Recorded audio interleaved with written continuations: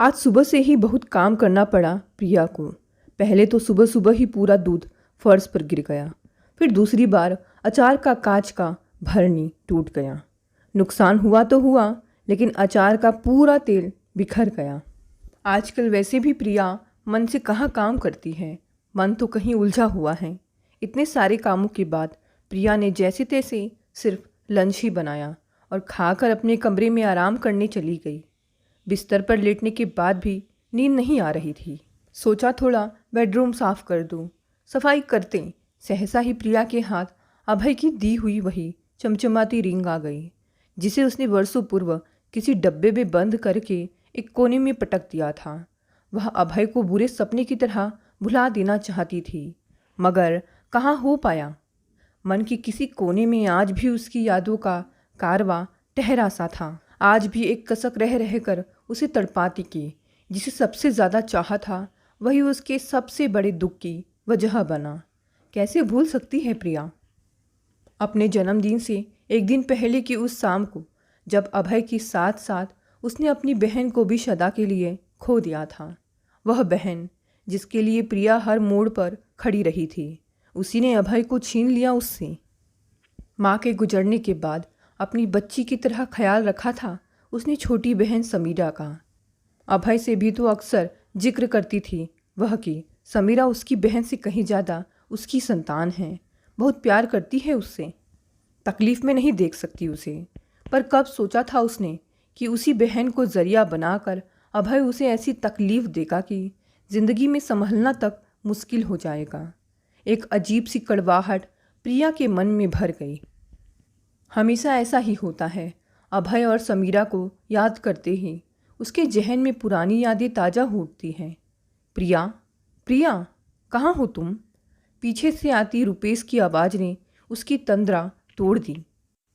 वह वर्तमान में लौट आई, वर्तमान जहाँ उसका पति रुपेश और बेटा अथर्व बेसब्री से उसका इंतज़ार कर रहे थे।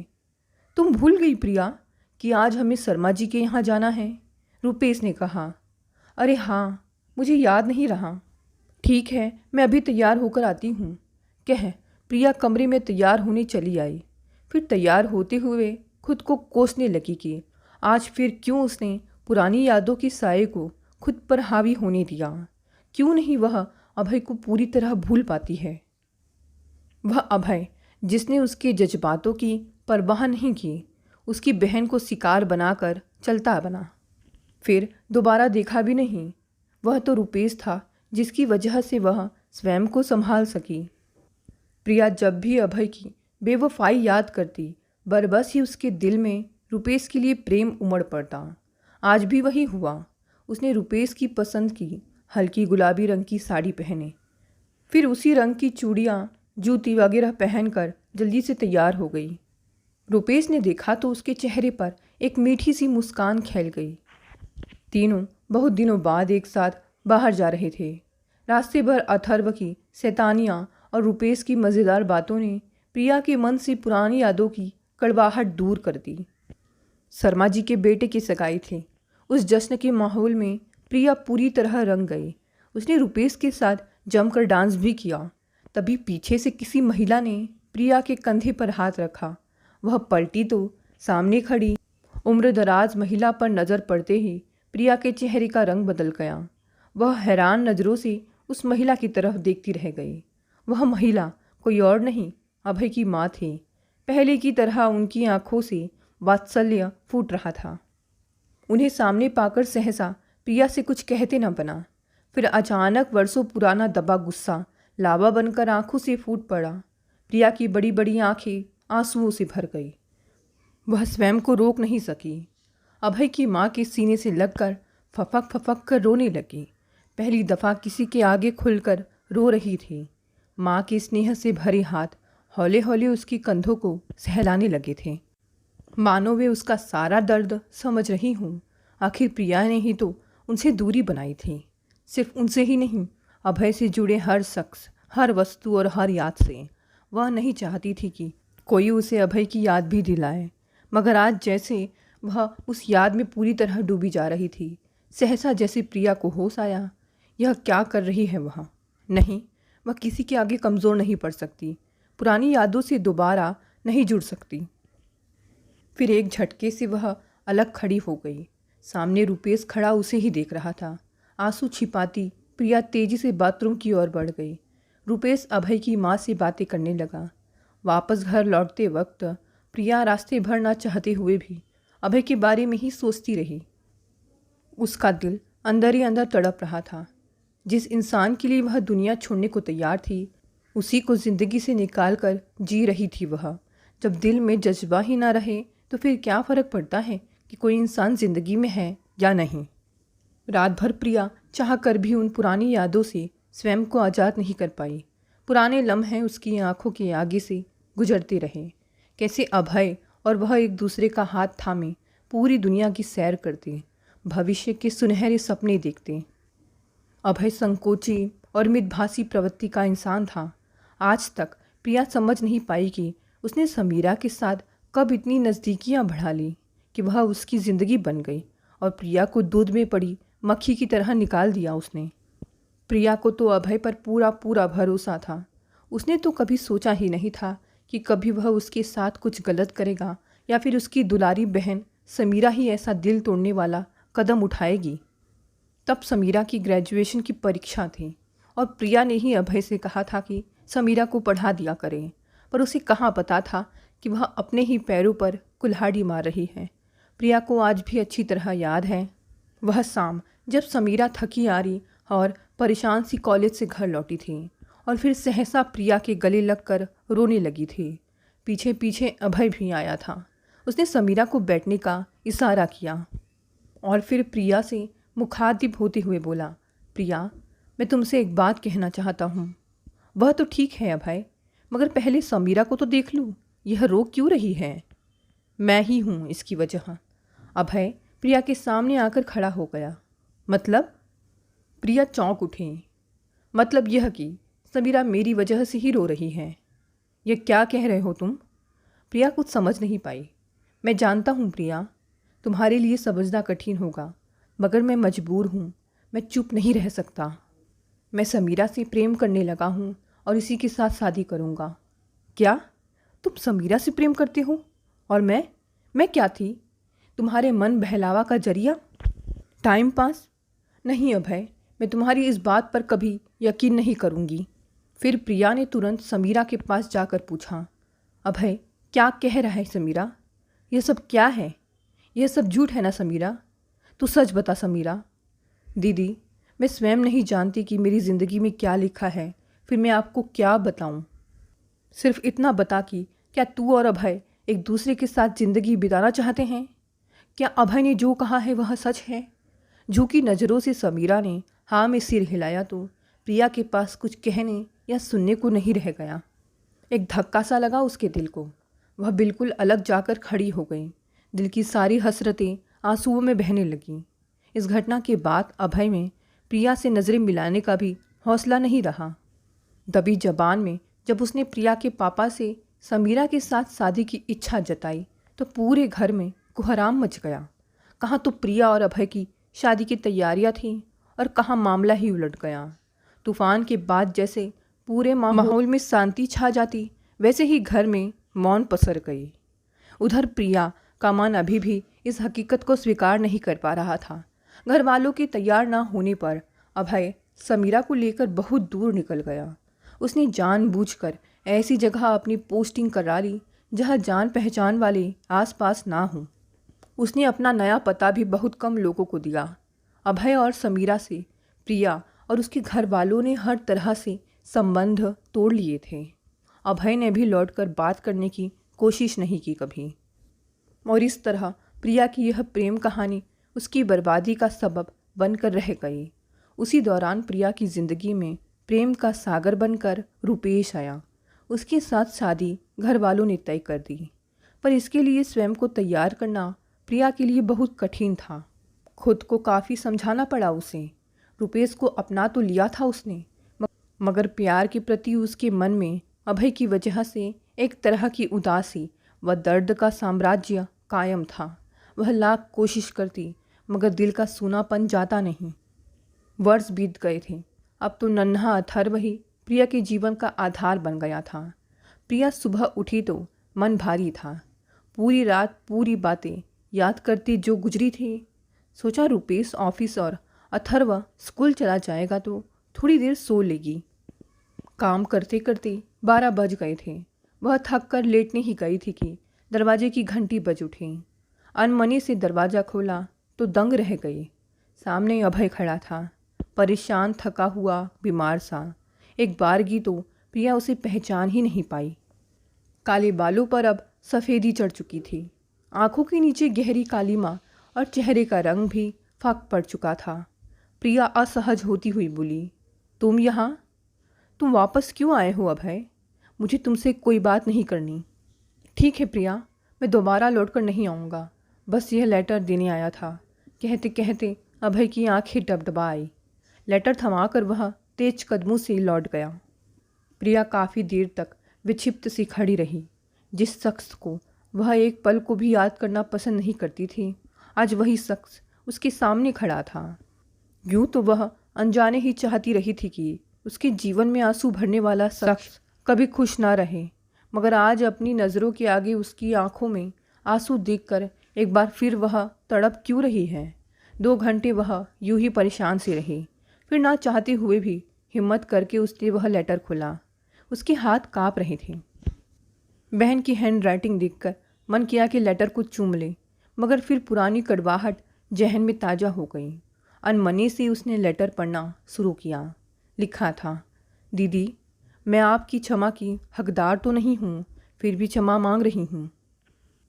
शायद जब तक यह लेटर आपके हाथों में पहुँचे तब तक मैं इस दुनिया से जा चुकी होंगी।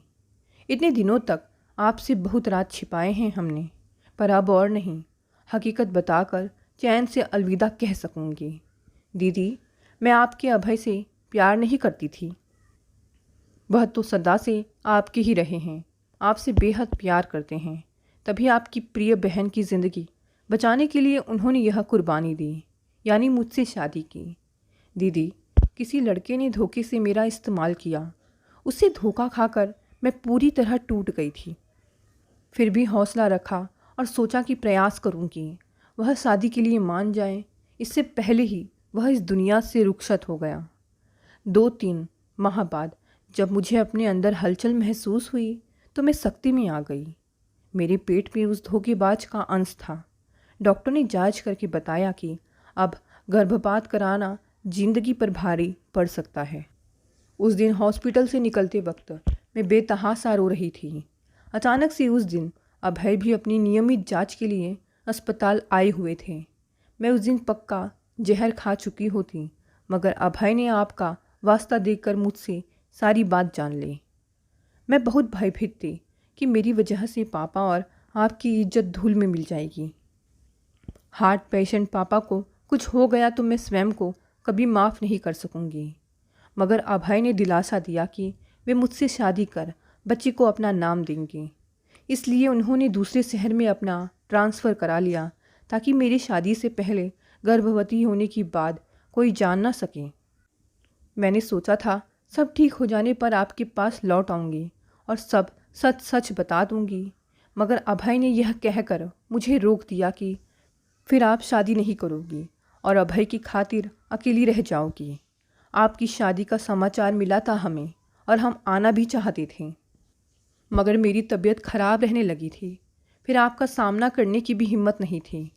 प्लीज़ दीदी, अब अपनी बहन को माफ़ कर देना। मैंने आपकी ज़िंदगी से उसे दूर कर दिया जो आपकी ज़िंदगी का सब कुछ था, पर यकीन मानिए हम दोनों का वैसा संबंध नहीं है जैसा आप सोच रही होंगी। वे आज भी केवल आपके हैं, आपकी बहन। लेटर पढ़ते पढ़ते प्रिया की आंखों से आंसुओं की बरसात होने लगी। अब तक काला पड़ा उसका मन अभय की प्रेम की छाँव महसूस कर शीतल हो गया था, पर बहन का दर्द आंखों से आंसुओं के सैलाब के रूप में उमड़ पड़ा था। प्रिया बदहवास सी गेट की तरफ भागी कि शायद अभय बाहर रुका हो, पर अभय जा चुका था।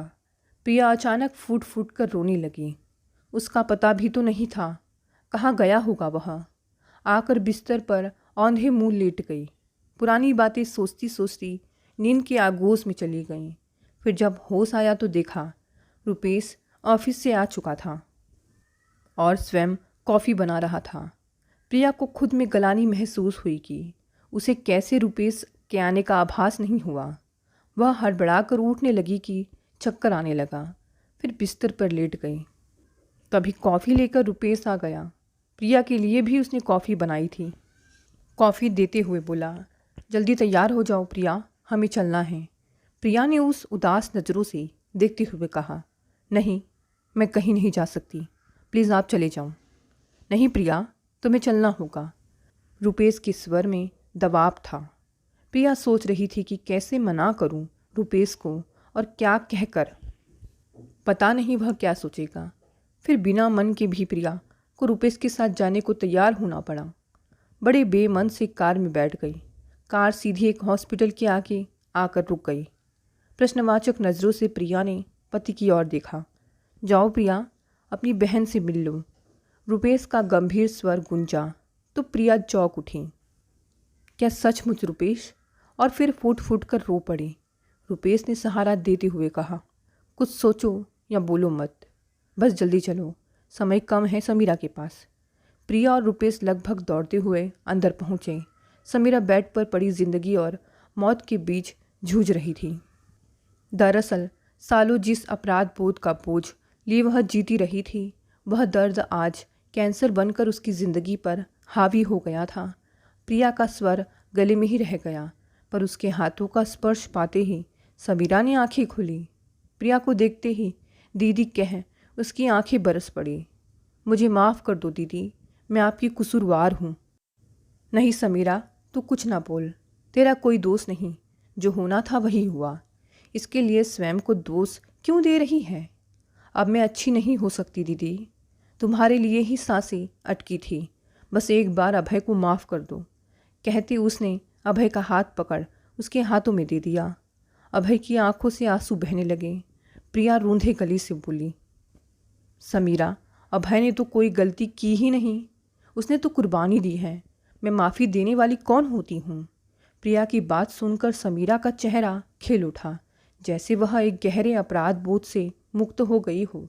बहुत देर तक प्रिया समीरा का हाथ पकड़े सुबुकती रही। डॉक्टरों ने जवाब दे दिया था। उस रात प्रिया समीरा के पास ही रुकना चाहती थी, पर रुपेश के कहने पर घर चलने को तैयार हो गई। रास्ते भर प्रिया सोचती रही, वर्षों बाद अपनी प्यारी बहन को गले लगाकर कितना सुकून मिला था उसे। फिर अभय का निश्चल प्रेम महसूस कर उसका दिल फिर से अभय की ओर झुकने लगा था। आज उसे किसी से कोई शिकवा शिकायत नहीं थी, सिर्फ प्यार था अभय के लिए, समीरा के लिए। तभी सहसा उसके मन से आवाज़ आई, कहीं वह रुपेश के साथ नाइंसाफ़ी तो नहीं करने जा रही है? रुपेश, तुम्हें कैसे पता चला कि समीरा यहाँ है? प्रिया ने पूछा। रुपेश ने गंभीर स्वर में कहा, तुम रोती रोती सो गई थी, तो मैं घर में दाखिल हुआ था। मैंने लेटर पढ़ा और सारी हकीकत समझ गया। मैं सोच रहा था कि समीरा से तुम्हें कैसे मिलाऊं। तभी मुझे अभय की माँ का ख्याल आया। जब पार्टी में वे तुमसे मिली थीं, तो मैंने वहाँ उनसे फ़ोन नंबर ले लिया था। आज आंटी को फ़ोन करके ही मुझे जानकारी मिली कि समीरा यहाँ एडमिट है। तभी मैंने प्रिया अभय के कंधे पर सिर रखते हुए बोली, आपका शुक्रिया कैसे अदा करूं? मेरा नहीं, अभय का शुक्रिया अदा करो प्रिया। यदि समीरा को कुछ हो जाता तो मुझे लगता है तुम्हें अभय को अपने घर या हमारे बगल के घर में रहने के लिए मना लेना चाहिए, ताकि तुम अभय को बिल्कुल अकेला होने से बचा सको। फिर समीरा के बच्चे को भी तुम्हारा साथ मिल जाएगा। अपने पति के सुलझे विचार जानकर प्रिया का मन और भी हल्का हो गया।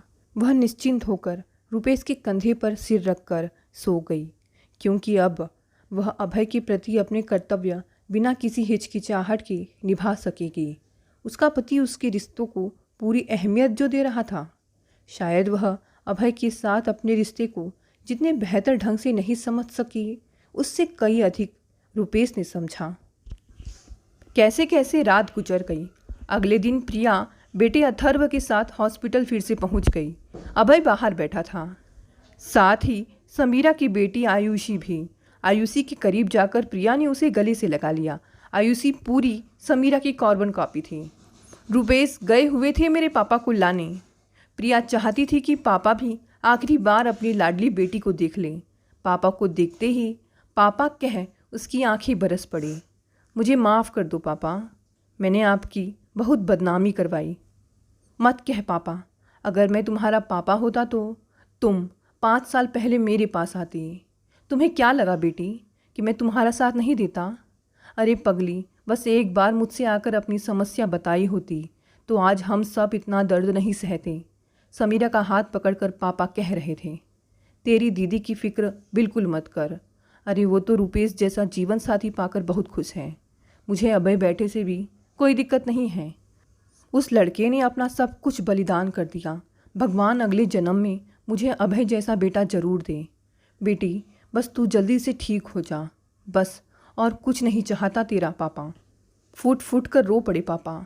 वहाँ पर मौजूद सभी लोग इमोशनल हो गए। बस सबकी ज़ुबान पर एक ही बात थी कि कोई चमत्कार हो जाए और समीरा बच जाए, लेकिन ऐसा हो ना सका। उसके अगले दिन ही समीरा चल बसी। पापा तो एकदम टूट गए। मुझे अपना दिल मजबूत करना था क्योंकि अब सबको मुझे ही संभालना था। अभय ने तो बहुत चाहा कि आयुषी उसके साथ वापस लौट जाए, लेकिन मैं नहीं चाहती थी कि अब कोई जिम्मेदारी अभय को अपनी ज़िंदगी में आगे बढ़ने से रोके। अभय चला गया, अतः आयुषी अब मेरी और रुपेश की बड़ी बेटी बन गई है। पापा को भी मैंने अब वापस जाने नहीं दिया। दोस्तों, ये कहानी यहीं समाप्त हो गई। कहानी पसंद आए तो इसे लाइक शेयर कमेंट करें। साथ ही साथ नए हैं तो इस चैनल को भी सब्सक्राइब कर लें।